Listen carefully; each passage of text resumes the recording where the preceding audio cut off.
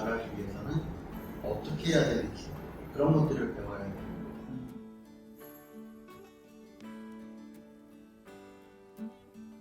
안녕하세요. 최민희 형제들입니다. 네, 오늘은 비상식적 성분 법칙 세 번째 시간입니다.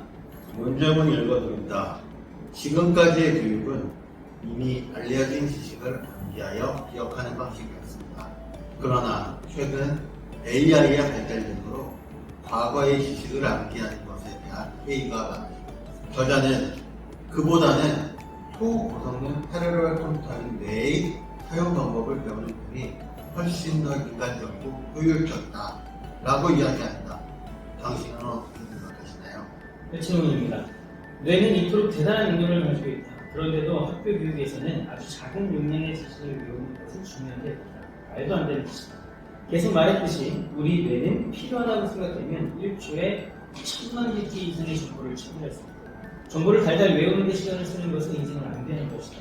그보다는 초고성능 패러럴 컴퓨터인 뇌의 뇌의 사용법을 배우는 편이 훨씬 더 인간적이고 효율적이다. 어떻게 생각하시나요? 저는 사실 저희 나라 교육 방송에서 별로 그렇게 좋지 않은 생각을 갖고 있는 나라로서 그렇죠. 뭔가를 암기시키고 외우는 것보다 뇌를 더 개발하고 또 어떻게 사용할 수 있는지를 배우는 게 훨씬 더 효율적이라고 저는 생각합니다. 저도 똑같이 생각해요. 그래서 우리가 기존의 데이터를 암기하는 거, 알기 위해 기억하려고 하는 거, 그것보다는 생각하는 법을 좀 배우는 게 맞는 것 같아요. 그래서 이런 데이터들을 찾는 방법, GPT한테 질문을 잘하는 방법, 그런 것들이 있죠. 사람과 대화할 때도 질문을 잘해야 된다고 하잖아요. 그럼 질문을 잘하기 위해서는 어떻게 해야 되는지 그런 것들을 배워야 돼요. 그 다음에 질문을 해서 대답이 왔잖아요. 그럼 그 대답을 어떻게 이해해야 되는지, 어떻게 재구성해야 되는지, 내가 다음 질문을 하기 위해서 이 대답에서 어떤 생각을 해야 되는지 그런 것들이 있죠. 그런 것들을 좀 배울 수 있는 그런 교육이 돼야 되지 않을까 라는 생각이 들어요. 맞습니다. 우리는 좀 아쉬운 게 많은 것 같아요. 제가 얼마 전에 오명환 작가님 그 이야기를 들은 적이 있는데, 오명환 작가님 그 얘기하죠. 산업화신 때에 우리 지금 배우고 있는 이런 교육이 그때 마련됐는데, 그때는 인구의 평균 수명이 56이었어요. 그렇기 때문에 이 교육을 받고 일터에 나가서 열심히 일하고 번아웃이 될만 하면은 퇴직하고 몇 년 있다가 죽었다. 문제가 없잖아. 근데 우리는 지금 평균 80, 100세로 2배 늘었는데 50, 60대까지 열심히 일해서 번아웃이 된 다음에 그 다음 남은 인생은 번아웃 된 이유이기 때문에 뭘 할 수가 없어요. 그게 하는 이야기가 있어요. 저도 공유한 작가님 기업의 기업 정신 포럼 진주에서 있었는데 거기 참여했다가 공유한 작가님 식당 해주신 거 굉장히 인상이 있어요. 사진도 찍었죠. 부러워하지 않을 거예요. 아무튼 너무 필요한 얘기예요. 교육 방식 지금 이런 부분에 있어서 계속 개선이 되고 있다 보면 하지만 빠른 개혁이 필요하지 않을까. 그렇죠. 지금 교육 자체가 완전히 바뀌어야 되는 시기가 온 것 같아요. 이미 한번 바뀌었어야 되는데 바뀔 타이밍을 놓쳤다고 저는 생각하거든요. 사실 우리가 산업혁명 이후에 지금의 교육 방식인데요. 인터넷이 생겼을 때 인터넷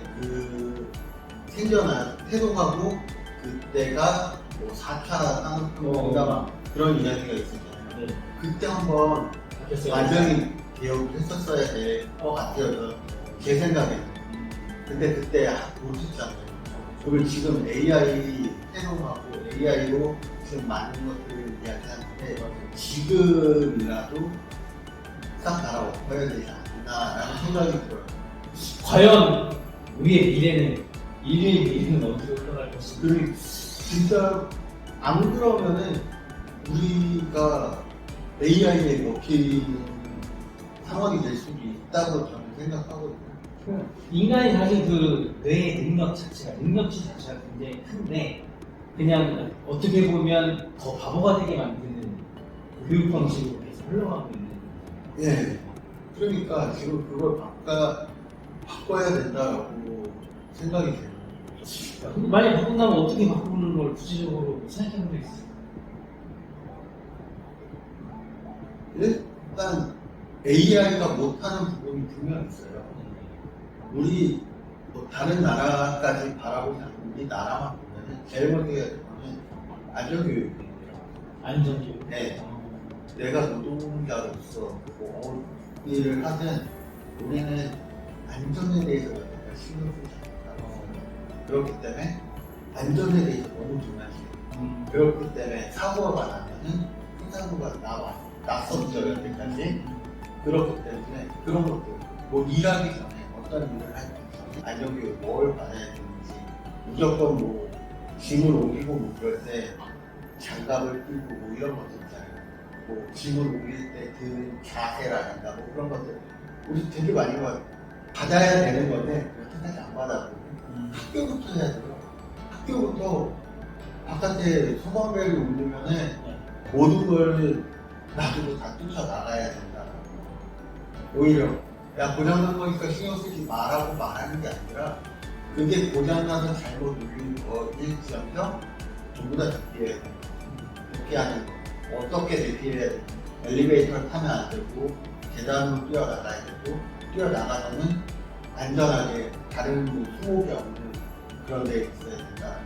공터, 뭐 낙하가 없는 그런 데 있어야 된다. 그런 것들. 지진이 났을 때 어떻게 해야 돼? 그런 것들에 대해서 해줘야 돼. 우리 교육 안 하잖아요. 받은 적이 없습니다. 그 다음에 뭐 성교육이 분명히 들어가야 돼. 지금처럼 그렇게 수박 겉핥기로 그냥 하면 안 될 것 같아요. 진짜 제대로 해야 될 것 같아요. 평생 해야 되는 거예요. 그죠. 그런 것들. 제대로 교육이 안 되면은 그게 오히려 트라우마가 될 수 있어요. 성교육에서 잘못된 성교육. 그렇기 때문에 그거고 또 뭐가 있을까요?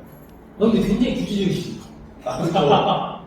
사람이 살아가는 데 있어서 제일 중요한 것들을 먼저 해야 돼. 인간관계에 대한 거. 그런 것들. 그 다음에 경제적인 공부. 그 다음에 필수는 노동법이라는 거 그런 것들. 내가 노동자가 됐든 사장이 됐든 노동법은 알아야 돼. 이게 평생 내가 노동을 하고 살 거고 그렇게 될 거기 때문에 기본적으로 그건 배워야 된다고 생각하거든요. 그 외에 사실 역사도 중요하고 당연한데 역사는 찾아보고 내가 생각할 수 있는 거 그것만 배우면 된다고 생각해요. 우리가 생각하는 방법을 배워야 돼.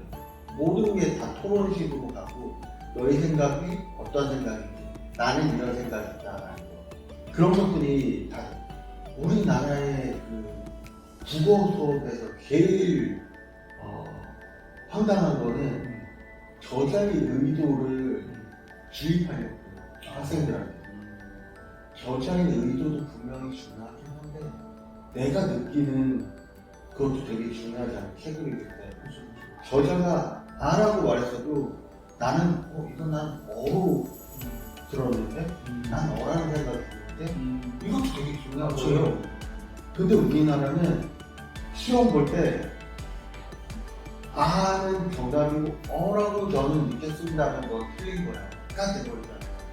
이런 게 저는 교육적으로 안 맞는다는 생각하는 거죠. 우리 60억 인구가 다 60억 다 생각이 다 다른데 그거를 한 개만 놔두고 이건 맞고 나머지는 다 틀렸어 라고 말할 수가 없고, 그러니까 그런 것들을 하기 위한 생각을 할 수 있는 그런 교육들이 점차 많아져야 된다고 생각하고요. 그 생각들로 서로 질문을 하는 방법, 같이 질문을 하면 할수록 늘 거 아니에요. 어떻게 질문해야 내가 원하는 답이 나오지. 그런 것들이 사실 AI한테 질문해도 똑같을 거 아니에요. 저는 그렇게 생각을 해요. 뭐 안전교육이라든지 노동법에 대해서 기본적으로 좀 알아야 되지 않나, 뭐 이런 부분에 있어서는 저는 생각해보진 않았었는데 정말 꼭 필요한 부분이 아닌가 뭐 이런 생각이 들기도 하고, 또 전문가분들도 생각하시는 부분이 좀 다를 수도 있겠어요. 그리고 많은 분들이 이미 얘기하고 계신 부분들이긴 하지만 저는 방금 마지막에 말씀하셨던 토론, 제가 하브루타에 관심을 좀 가져본 적이 있었는데, 그 유대인 교육법, 답보다는 질문이 더 중요하고 서로의 생각을 나누는 이런 부분들이 너무 중요한데, 그런 시간이 우리 아이들이 너무 없지 않나라는 생각이, 결국 그걸로 인해서 아이들의 생각이 많이 갖춰지지 않느냐.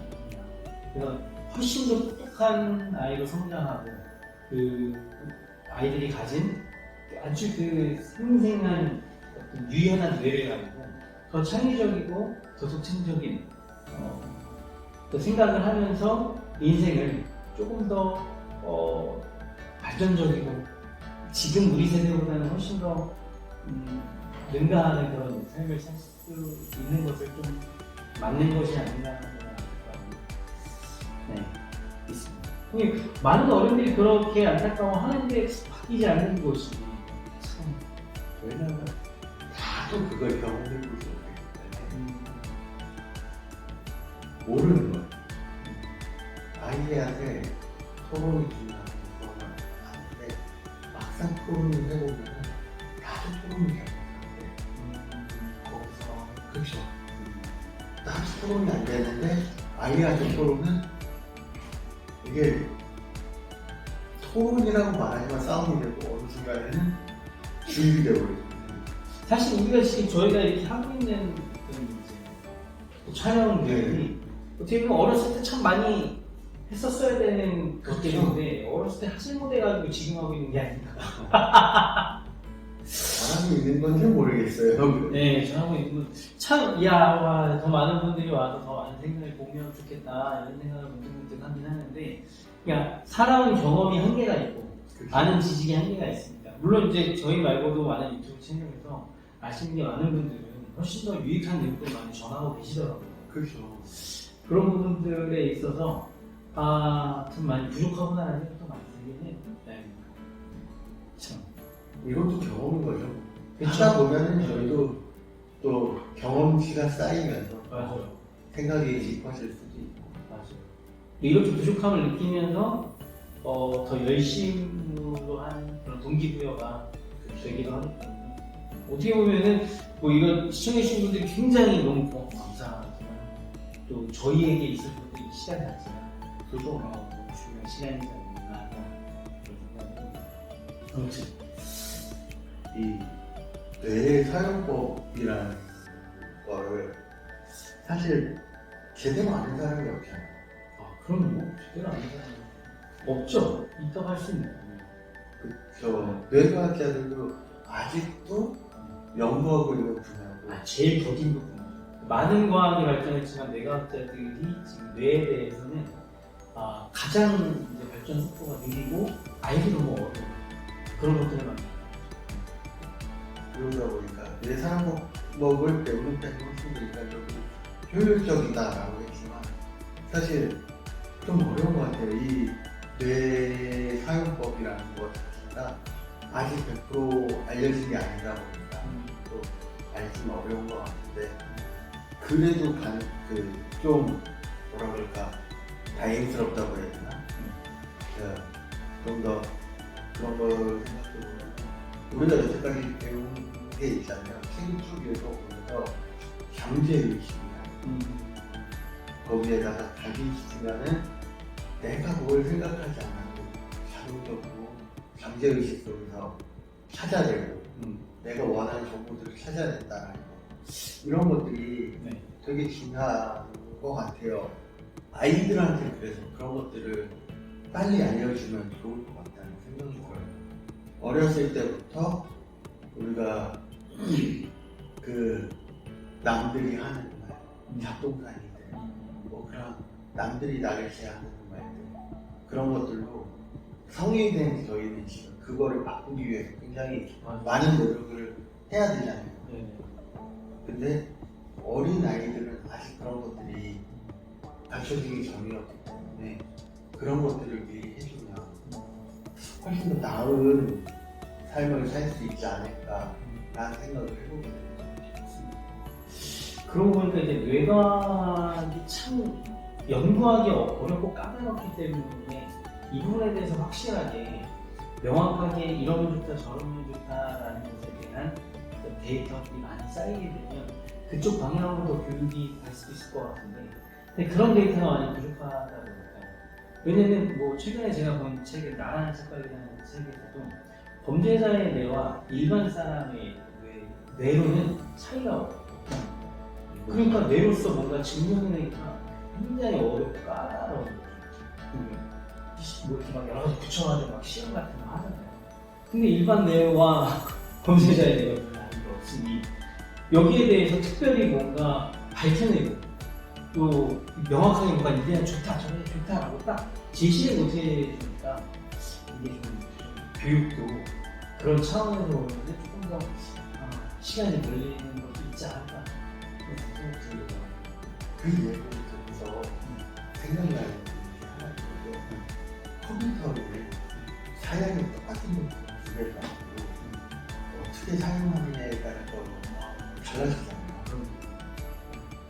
어떤 사람은 그걸 가지고 생산적으로 할 수도 있고 어떤 사람은 게임으로 완전히 할 수도 있는 그런 거잖아요. 뇌는 똑같다고 생각해요.